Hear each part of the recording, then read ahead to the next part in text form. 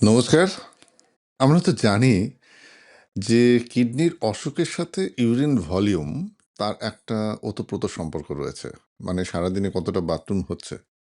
ঘুম থেকে উঠে প্রায় ৫০০-১ লিটারের মতো ইউরিন হলো। তারপর বাথরুমে গেলাম অনেকটা ইউরিন হলো।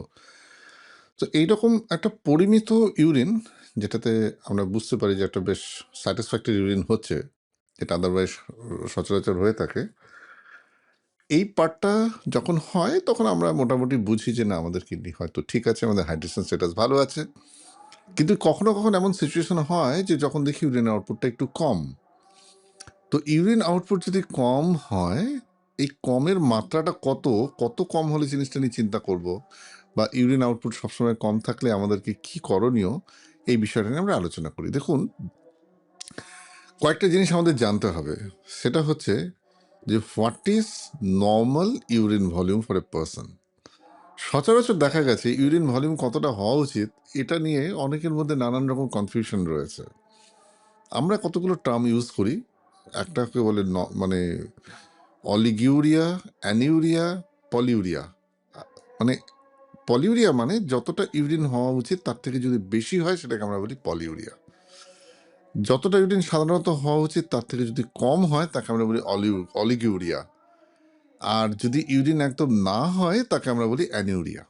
সুতরাং লো ইউরিন আউটপুট যদি কেউ বলেন যেমন পেচ্ছাটা একটু কম হচ্ছে, তখন আমরা তাকে একটা গাণিতিক সংখ্যায় মেপে বোঝার চেষ্টা করি যে ইউরিনটা এক্স্যাক্টলি কত হচ্ছে। রাফলি বলা হয়, যদি কোনো একজন ব্যক্তির প্রত্যেক ঘন্টায় 1 ml per kg body weight per hour urine হয়, তাহলে that is to be considered jolly well normal. মানে কি, ধরুন একজন 60 কেজি একজন ভদ্রলোক, তার যদি প্রত্যেক ঘন্টায় 60 ml করে ইউরিন হয়, তাহলে ধরা ইউরিনের মাত্রাটা তার ঠিক আছে। তো ধরুন একজন 4 ঘন্টা পর বাথরুম গেলেন, তাহলে 60 কেজি যে ভদ্রলোক তার ঘন্টায় 60 ml, তাহলে 4 ঘন্টায় 4 × 60 মানে 240 ml, মানে 250 ml যদি পেচ্ছাপটা 4 ঘন্টা পর হয়, পরের 4 ঘন্টা যদি আবার 250 ml করে হয়, তাহলে কিন্তু তার ইউরিনের ভলিউম একদম ঠিক আছে। এটাই যদি 1 ml পার কেজি পার আওয়ারের নিচে গিয়ে কমে, এবং সেটা কমটা যদি 0.5 ml per kg per hour, মানে 60 কেজি একটা লোকের 30 ml কম ইউরিন যদি প্রত্যেক ঘন্টায় হয়, তখন সেটাকে কিন্তু আমরা বলি অলিগিউরিয়া। আর যদি কারো প্রত্যেক ঘন্টায় ইউরিনের মাত্রা 100 ml এর বেশি হয়, তখন সেটাকে বলা হয় পলিউরিয়া। সুতরাং আমাদের মনে রাখতে হবে যে ইউরিনের ভলিউমটাকে জানা দরকার, সেই বুঝে এটা পলিউরিয়া স্টেজে রয়েছে না অলিগুরিক স্টেজে রয়েছে সেটা বোঝা উচিত। আর যদি ইউরিন একদম না হয়, 12 ঘন্টা যদি ইউরিন একদম না হয়, তখন তাকে আমরা বলি অ্যানিউরিয়া। তাহলে যদি এই রকমভাবে আমরা ভাগ করি, তখন আমাদের বুঝতে হবে যে ইউরিনের ভলিউমের কোনো তারতম্য হয়েছে কিনা। পেচ্ছাপটা কমে গেছে, পেচ্ছাপ হচ্ছে না, এগুলো একটু ভেগ টার্মিনোলজি। আমাদের উচিত সময়ের পরিপ্রেক্ষিতে কতটা ইউরিন হচ্ছে, আর সেই ভদ্রলোকের ওজন কত, এবং সেই ধরুন কারো মনে হচ্ছে ইউরিনটা কম হচ্ছে, তাহলে তার কি করা উচিত, একটা স্পেসিফিক টাইম 6 to 8 hours তার লক্ষ্য রাখা উচিত যে টোটাল 6 থেকে 8 ঘন্টায় কতটা ইউরিন হলো। এবার সেই ইউরিনের মাত্রা যদি 1 ml per kg body weight per hour, মানে ঘন্টায় 60 ml, মানে 6 ঘন্টায় 360 ml যদি এরকম ইউরিন হয়, তাহলে that is normal, nothing to worry.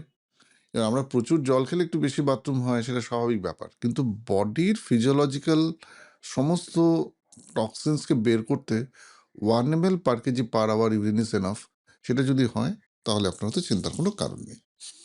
ভালো থাকুন, সুস্থ থাকুন। আশা করি ইউরিনের ভলিউম সংক্রান্ত যে প্রশ্নটা একজন আমায় করেছিলেন, আমার পেচ্ছাপটা কম হচ্ছে, আমার কিডনি ভালো আছে কিনা বুঝবো কি করে, কম মানে কতটা কম, কতটা ভলিউম আপনার ইউরিন হচ্ছে, সেটা একদিন একটু সময় করে মাপলে আমাদের এই ইউরিন ভলিউমটা আপনার ফিজিওলজিক্যাল না প্যাথোলজিক্যাল সেটা ইন্টারপ্রেট করতে সাহায্য সুবিধা হবে। তবে একটা জিনিস এখানে বলে রাখা ভালো, যে ইউরিন যদি পারসিস্টেন্টলি কমতে শুরু করে, আমরা রেকর্ড করছি দেখছি ইউরিনটা কম হচ্ছে, তাহলে শরীরে না কিন্তু জল জমার কিছু লক্ষণ দেখা দেবে।